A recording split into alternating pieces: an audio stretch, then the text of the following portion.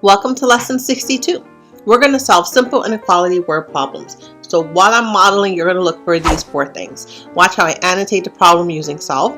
And especially think about the wording and how I use the wording to figure out the symbols.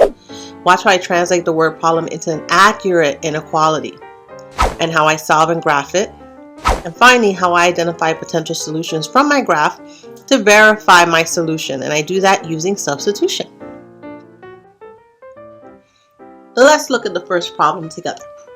Jeremy is hosting a Halloween party for 80 children. He will give each child at least 1 candy bar.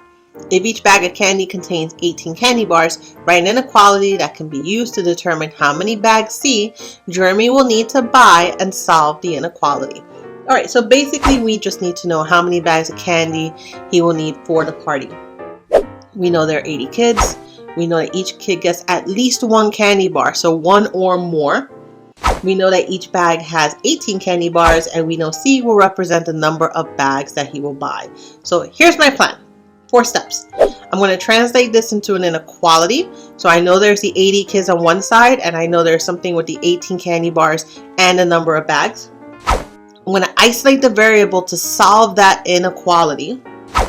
I'm going to make a graph to represent the solution set, and then I'm going to pick a number from the solution set to determine and verify my solution.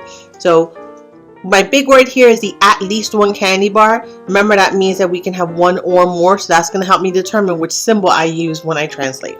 Hit pause and jot this down into your notes.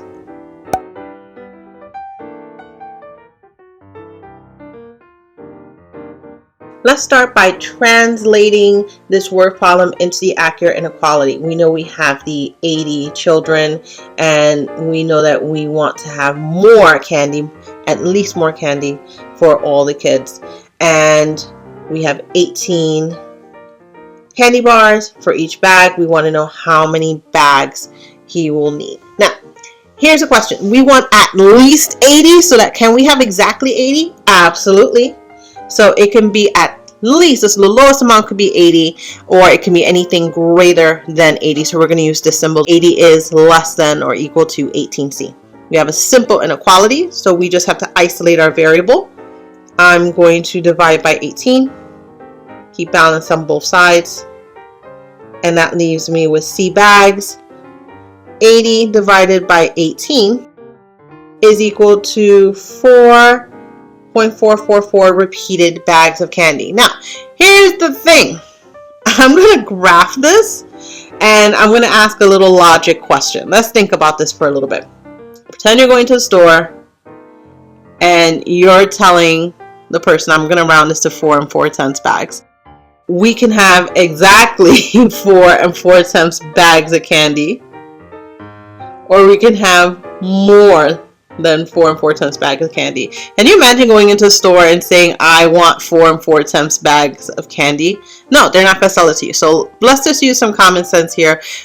Although we know we can have 4 4/10, we know that we're buying bags of candy as whole numbers. So I'm going to use a solution set, a number within this. I'm going to use 5. So when C equals 5 bags.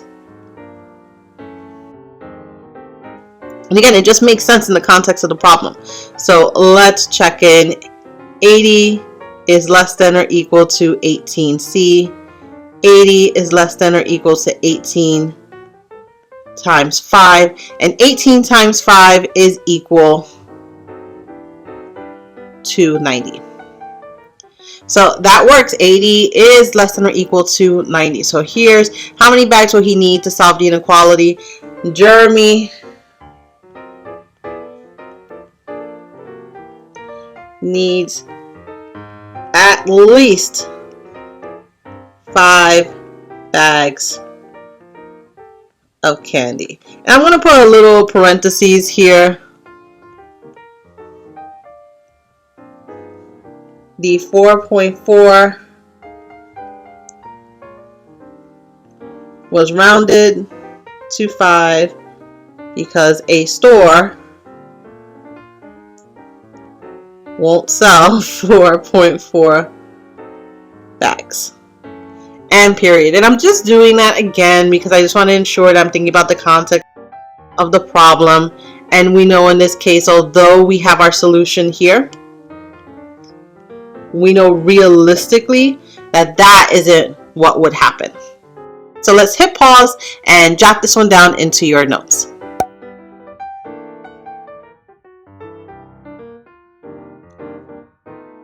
Here's our second word problem. Al got an estimate for repairs on his bike.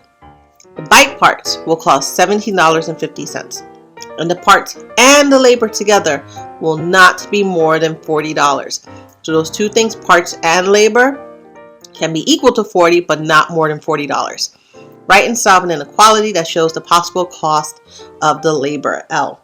So basically, we just need to know what is the cost of labor. We know the cost of parts. Again, we know parts and labor are no more than $40, so they are less than or equal to $40, and labor is unknown. So I'm going to translate that into an inequality. We know that $17.50 for parts plus labor are less than or equal to 40. We're going to isolate the variable for labor to solve that inequality. We're going to make a graph to represent the solution set, and then I'm going to pick a random number from that part of the graph to substitute and check my solution. Hit pause and jot this down into your notes.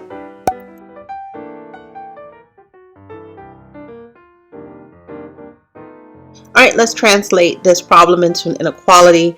We have the parts plus L for our labor cannot be more than $40. So it can be equal to, but not more than $40. So I'm going to use this symbol. $17.50 plus L is less than or equal to 40. Actually, I want to make that L slanted. So I'm going to use my little curve. Oops, there we go. So we can actually see it. All right, so we're going to solve this again. Let's have a zero pair. And that's going to leave me with L on one side is less than or equal to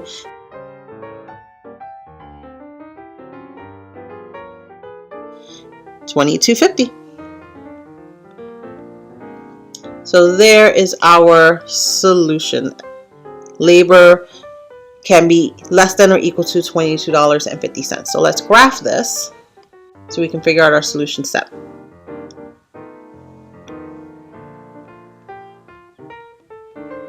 And I want L to be all the numbers that are less than, so I'm going to use all the ones on the left.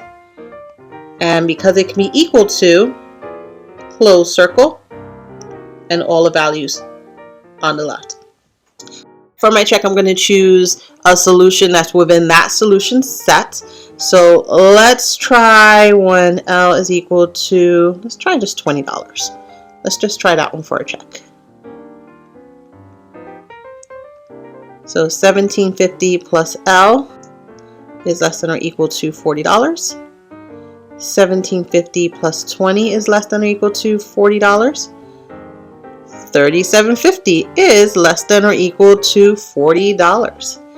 So we have checked our work. It satisfies our equation. So let's write our full answer. Write and solve an inequality that shows the possible cost of labor. We've written that. The inequality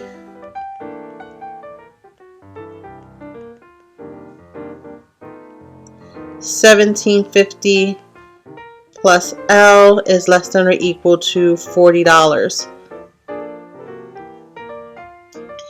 And then we're going to have our new one.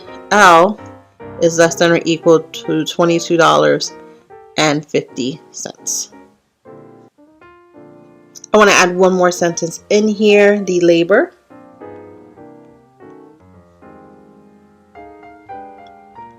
must be less than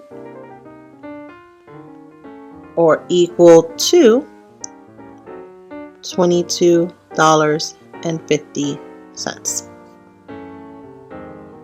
Well, that's it for today's lesson, Math Marbles. I hope you found this really helpful. Get some practice in, and I will see you in the next lesson. Be well.